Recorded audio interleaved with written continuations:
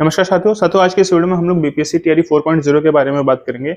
आपको नोटिफिकेशन कब तक देखने को मिल जाएगा और इसकी प्रिपरेशन आप कैसे करेंगे ताकि पहले ही प्रयास में आप सफलता हासिल कर सकें। साथियों कुछ इंपॉर्टेंट चीजों पर बात करेंगे जिनको आपको अवश्य फॉलो करना चाहिए। साथ में हम लोग नोटिफिकेशन पे भी चर्चा करेंगे। अगर आप लोग चैनल पे पहली बार आए हैं तो आप चैनल से जुड़ सकते हैं, सब्सक्राइब कर सकते हैं। यहाँ पर मैं आपको ऑथेंटिक जानकारी ही प्रोवाइड कराने का प्रयास करता हूँ। और साथियों टेलीग्राम ग्रुप से भी आप लोग अवश्य जुड़ जाइए। वहां पर मैंने आपको टीआरई 1, 2, 3 के सभी पीवाईक्यूज प्रोवाइड करा दिए, उनकी फाइनल आंसर की के साथ में, तो वो भी आपके लिए काफी यूजफुल होगा और इसका लिंक मैंने डिस्क्रिप्शन बॉक्स में दे दिया है, तो आप लोग टेलीग्राम ग्रुप से भी अवश्य जुड़ जाइए। साथियों अगर हम लोग बात करें विज्ञापन पर तो लगभग 44,000 जो है नोटिफिकेशन 44,000 वैकेंसीज की बात कही जा रही है टीआरई 4 के अंतर्गत। और अगर साथियों हम लोग टीआरई 3 की भी चर्चा करते हैं तो वहां पर आपको 51,000 वैकेंसीज देखने को मिली थी। लगभग उसी के आसपास वैकेंसीज आपको जो है टीआरई 4 के अंतर्गत भी देखने को मिल रही है। इसमें भी साथियों आपको 1 to 5, 6 to 8, 9, 10, 11, 12 में मतलब इतनी पर्याप्त वैकेंसीज तो हैं कि आप फाइट करके आराम से सिलेक्शन ले सकते हैं। और अगर आपकी परीक्षा पे साथियों हम लोग चर्चा करें तो परीक्षा देखिए लगभग मई के बाद ही आप मानकर चलिए कि मई से पहले आपका एग्जाम नहीं कंडक्ट हो पाएगा। आपका ये जो है लगभग जून तक जाएगा या जो है लगभग आपको इतना समय साथियों मिल जाएगा कि आप आराम से प्रिपरेशन करके इस एग्जाम में सफलता हासिल कर सकते हैं। साथियों कुछ इंपॉर्टेंट चीजों पर हम लोग चर्चा कर लेते हैं कि अभी आपको क्या करना चाहिए। जैसे अभी तो चूंकि नोटिफिकेशन का आप लोग वेट कर रहे होंगे, तो देखिए अभी आप नोटिफिकेशन का इंतजार मत करिए, क्योंकि अब तो ये लगभग चीजें क्लियर हो चुकी हैं कि आपको टीआरई 4 के अंतर्गत 44,000 वैकेंसीज देखने को मिल रही हैं और किस क्लास में कितनी वैकेंसी देखने को मिल रही है ये भी साथियों लगभग अब क्लियर हो चुका है। इसमें अगर मैं आपको बताना चाहूँ साथियों तो 11, 12 और 9, 10 में वैकेंसीज पर्याप्त हैं। 1 to 5 में भी पर्याप्त वैकेंसीज हैं। थोड़ी सी कम वैकेंसीज आपको देखने को मिलेंगी तो वो 6 to 8 में, अगर फिर भी आपको फाइट करने के लिए वो पर्याप्त रहेंगी। तो ऐसे में साथियों अगर हम लोग बात करें कि आपको ये लास्ट समय में अभी आप क्या करें, मतलब क्या किस चीज से आप स्टार्ट कर सकते हो प्रिपरेशन अपनी। अगर आप जैसे मान लीजिए बीच में अगर आप कंटिन्यू नहीं हैं या फिर आप किसी दूसरे एग्जाम की प्रिपरेशन करने लगे, तो अभी आप क्या कर सकते हैं कि आप जो है टीआरई में सफलता हासिल कर सके। तो सबसे पहले साथियों मैं आपको यही कहूंगा कि अभी आपको पीवाईक्यूज को अच्छे से देख लेना है। सभी पीवाईक्यूज आपको साथियों पीवाईक्यूज के 3 सेट मिल जाते हैं, टीआरई 1, टीआरई 2 और टीआरई 3। और ये सभी पीवाईक्यू साथियों मैंने सभी क्लासेस के प्रोवाइड करा दिए हैं, सभी सब्जेक्ट्स के भी मैंने प्रोवाइड करा दिए हैं अपने टेलीग्राम ग्रुप में। तो बस आपको जो है डिस्क्रिप्शन बॉक्स में जाना है, वहां टेलीग्राम ग्रुप पे अगर आप क्लिक करते हो तो आपको इजीली ये सभी चीजें मिल जाएंगी। आप ये 3 सेट अपने पास रख लीजिए, उनका फाइनल आंसर की भी आप अपने पास जो है डाउनलोड करके रख लीजिए। और सबसे पहले अगर आपको कुछ करना है साथियों तो आप इन प्रश्नों को बार बार देखिए कि ये प्रश्न कहाँ से पूछे जा रहे हैं। जब आप इन प्रश्नों को बार बार देखेंगे तो ये प्रश्न, एक तो सबसे अच्छी बात है कि आपको ये प्रश्न याद हो जाएंगे और दूसरी बात आप ये समझ पाएंगे कि ये प्रश्न पूछे कहां से जा रहे हैं। और साथियों देखिए अगर आप पीवाईक्यूज को अच्छे से एनालाइज करते हैं तभी आप ये समझ पाते हैं कि आपके एग्जाम में क्वेश्चंस कहां से पूछे जा रहे हैं, किस सोर्स से पूछे जा रहे हैं और आपको उस सोर्स को कहां तक पढ़ना है, कितना डीपली आपको पढ़ना है, ये आप समझ पाते हैं। तो ये साथियों आपको सबसे पहले करना है कि आप पीवाईक्यूज को अच्छे से एनालाइज करिए। और इसके बाद साथियों आपको क्या करना है कि आप कुछ बुक्स को अपने पास रखिए। देखिए आपको एनसीईआरटी एससीईआरटी तो पढ़नी ही पढ़नी है।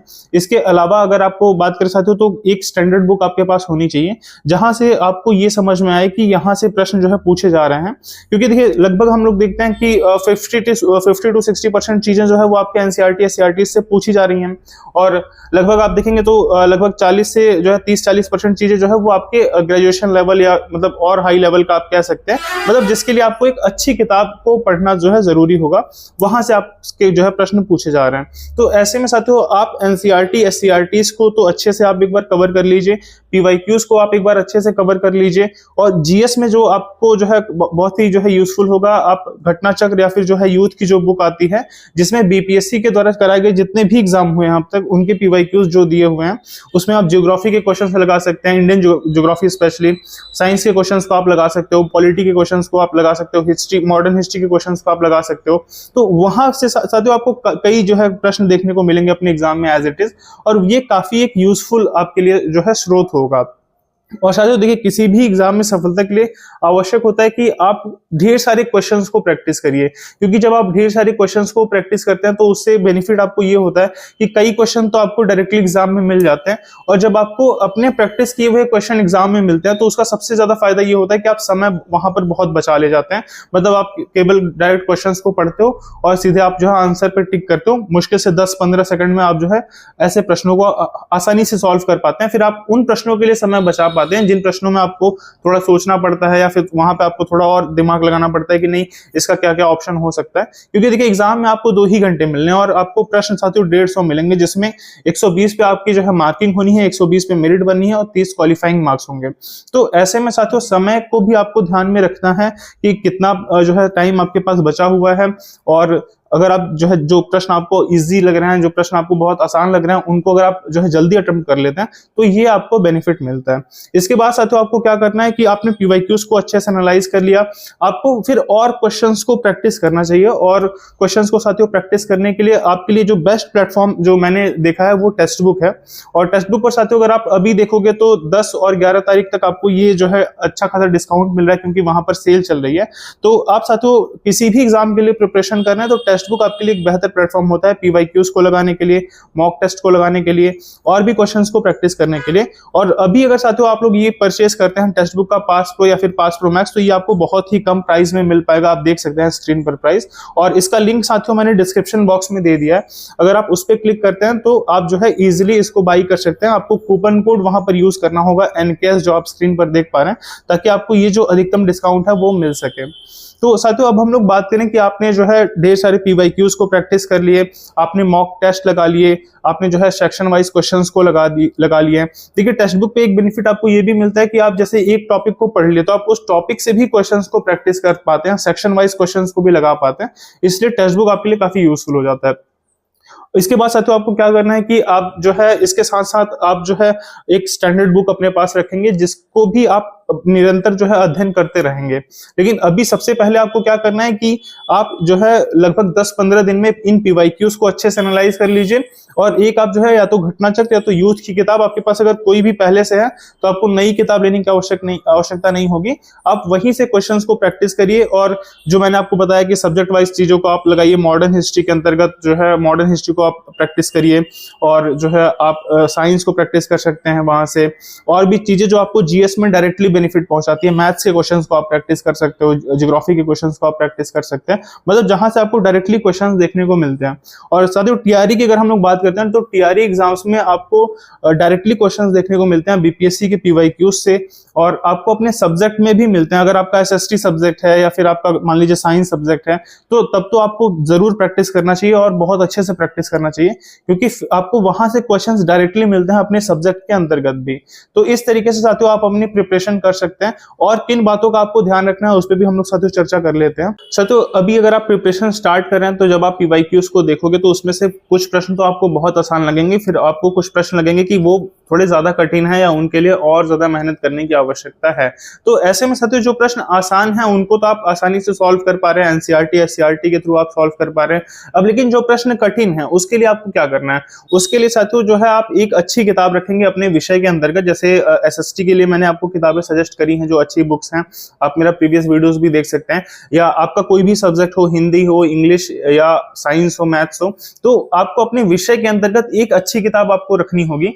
और आप लेवल को भी मैच करिए कि जो टीआरई में क्वेश्चंस पूछे जा रहे हैं क्या वो उस किताब में वो लेवल के क्वेश्चंस हैं या फिर नहीं है। मान लीजिए कभी कभी क्या होता है कि बहुत हाई लेवल के क्वेश्चंस के आप प्रैक्टिस कर रहे हैं और आपको जो है टीआरई में वैसे क्वेश्चंस ही नहीं मिल रहे हैं, तो हमें बहुत हाई लेवल की भी प्रिपरेशन नहीं करनी है, हमें एक ऐसी प्रिपरेशन करनी है जहां से हमें अपनी एग्जाम में जो है प्रश्न देखने को मिले। जैसे बहुत से लोग साथी वो ये सोचते हैं कि अगर हम अच्छी अच्छी किताबों को पढ़ेंगे या बहुत जो ऑथेंटिक राइटर्स हैं उनको अगर हम लोग पढ़ेंगे तब हमारी सफलता जो है सुनिश्चित हो पाएगी, या हम ज्यादा कंटेंट पढ़ेंगे तब हमारी सफलता सुनिश्चित हो पाएगी। लेकिन ऐसा नहीं है साथियों। अगर आप जो है एक लिमिटेड कंटेंट को पढ़ रहे हो, इवन आप जो है कई बार आप बहुत छोटी छोटी पुस्तकों को भी पढ़कर सफलता हासिल कर सकते हैं। जैसे बहुत से लोग लूसेंट वगैरह ही पढ़ लेते हैं अपने विषय के अंतर्गत भी। एसएसटी के अंतर्गत मैंने देखा है कई लोग लूसेंट पढ़ लेंगे, हिस्ट्री के अंतर्गत ज्योग्राफी में पढ़ लेंगे, पॉलिटी में पढ़ लेंगे। तो मतलब आपको छोटी किताबें जो हैं मतलब वहां पे भी आपको अपना जो है एक देखते रहना है कि वहां से क्या क्वेश्चंस बन सकते हैं। बाकी आप एक जो हाई लेवल की प्रिपरेशन है वो आपको किस स्तर तक प्रिपरेशन करनी है ये आप पीवाईक्यूज से समझ पाएंगे अच्छे से कि आपको किस लेवल के जो क्वेश्चंस पूछे जा रहे हैं, और जो कठिन प्रश्न हैं वो आपको किन किताबों में मिल पा रहे हैं। आप उन्हीं किताबों का अध्ययन करिए, और साथियों आपको एक दायरा समझ में आएगा। जब भी आप प्रश्नों को एनालाइज करेंगे तो आपको एक दायरा समझ में आएगा कि हाँ ये चैप्टर बहुत इंपॉर्टेंट है, ये टॉपिक बहुत इंपॉर्टेंट है, तो उस चैप्टर को उस टॉपिक को आपको डीपली पढ़ना होगा। तो कुछ ये चीजें आप कर सकते हैं। और अभी के लिए साथियों मैं आपको यही कहूंगा कि आप अच्छे से पीवाईक्यूज उसको एनालाइज करिए, आप एनसीईआरटी एससीईआरटी जो है पुस्तकों का अध्ययन करिए, और इसके साथ साथ आप एक अभी पुस्तक अपने पास रखिए, उसी का निरंतर अध्ययन करिए, और यही साथियों आपकी सफलता में सहायक होगा। और ज्यादा से ज्यादा आपको जो है पीवाईक्यूज को प्रैक्टिस करना है जो बीपीएससी में पूछे गए हैं। बीपीएससी का चाहे कोई भी एग्जाम हो, चाहे वो पीसीएस का हो और भी मान लीजिए जो भी एग्जाम्स हैं, तो उन सभी के एग्जाम्स को आपको जो बीपीएससी एग्जाम करा रही है उनके अगर आप क्वेश्चंस को प्रैक्टिस कर रहे हैं, टीआरई के साथ आपको ढेर सारे क्वेश्चंस मिल जाते हैं। इवन जीएस के क्वेश्चन तो आपको सभी शिफ्टों में और सभी क्लासेस के लगा लेने हैं। अगर आप मान लो 6 to 8 की प्रिपरेशन कर रहे हो, या फिर आप 1 to 8 की आप जो है 1 to 5 की प्रिपरेशन कर रहे हैं, या 9-10 की प्रिपरेशन कर रहे हैं, 11-12 की प्रिपरेशन कर रहे हैं, तो वहां पर आपको जो जीएस के क्वेश्चन साथियों मिल रहे हैं सभी शिफ्ट में, आप उन जीएस के क्वेश्चंस को जरूर लगा लीजिए, क्योंकि वहां से क्वेश्चंस के रिपीट होने की संभावना सबसे ज्यादा रहती है। तो ये चीजें तो साथियों आपको याद हो जानी चाहिए, मतलब जितने भी प्रीवियस ईयर क्वेश्चंस पूछे गए हैं या जो आपके सब्जेक्ट के पीवाईक्यूज हैं, ये एक एक क्वेश्चन साथियों आपको याद होना चाहिए, क्योंकि वहां से ही आपको लगभग 7-8 प्रश्न जो है देखने को मिल जाएंगे जो एज इट इज जो है आपके एग्जाम में पूछे गए होंगे। तो ये चीजें साथियों आप कर सकते हैं, और भी अगर आपका कोई डाउट है तो आप कमेंट बॉक्स में बता सकते हैं, मैं आपको उसका रिप्लाई करूंगा। इस वीडियो को देखने के लिए साथियों आपका बहुत बहुत धन्यवाद।